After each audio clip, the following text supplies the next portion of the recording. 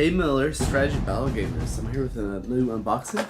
So I got a really cool one today. I got some Rangers of Middle-earth. This is like a really cool box set. I know like the Rangers of Middle-earth are probably some of the coolest models that I think they ever did. Just the Ranger, any of the Ranger models really look cool in my opinion. So I went and picked up a box one because I kind of have I have a bunch of armies now that kind of depend on the Ranger models. I have my Fiefdoms army, which you need some like models for Black Root Veil Archers. The Rangers of Arnor I have, or sorry, the Rangers of the North models I have are kind of like not really good proxies in my opinion. Because I also kind of have a little Arnor force I'm starting. So I went in and picked up a box of Rangers because both of the factions I have now kind of depend on them. So I'm going to unbox them. I pre-did this, so it's easy, but it's still in the cellophane. And it is in the like the Woes Warriors or the Wild Men of Druidon. It had the like new kind of packaging, which is the Lord of the Rings. It says Desolation of Smaug on there, and the Woes Warriors one, because I'm filming it right after, has the Battle of Five Armies. That's kind of cool. All right, so the comes with the bases. I believe it's 12. So how many models come in the set. So here's the Ranger models. So again, these are just like some of my favorite models. Just their poses are awesome.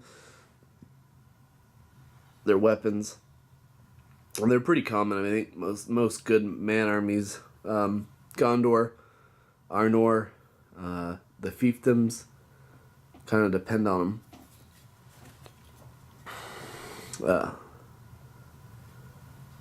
Yeah.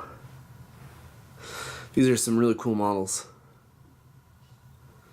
I'm gonna try and paint them. I've kind of thought about. I'm trying to paint them a little bit kind of neutral. Like, I'm gonna try and paint them a little bit so you could use them as Grey Company, and so you could use them as Black Root Veil Archers. So I'm gonna try and do that. They're pretty cool looking though. I really like the models. So got me Kingdoms of Men. Okay, so I'm actually gonna do Rangers of Arnor, and then I actually might go over the Black Root Veil Archers. That's kind of how what I'm using them for. So the Rangers of Arnor are pretty well pointed. Like, I'd say they're probably average for the Ranger models. So fight 4, shot 3, strength 3, defense 4, 1 attack, 1 wound, courage 3. So that's pretty good. I think the defense 4 is actually really good, considering, like, you think about elves with defense 3 and the Woes Warriors, their defense 3.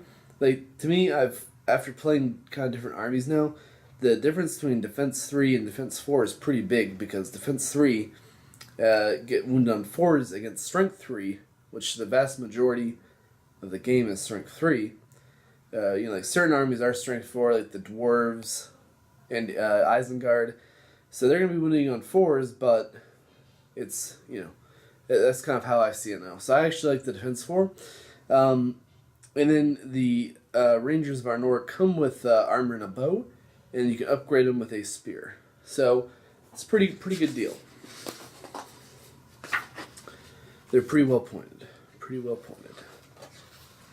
I'd say very well pointed, actually. Okay, and then the Black Root Veil Archers.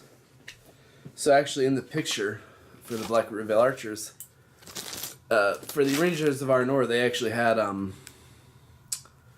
I believe it was this model. And then for the Black Root Veil Archers, they have a picture of this model. So they're pretty much just a good versatile model for any of the Ranger factions. So they're the same point values as a Ranger of Arnor. They have armor and a bow.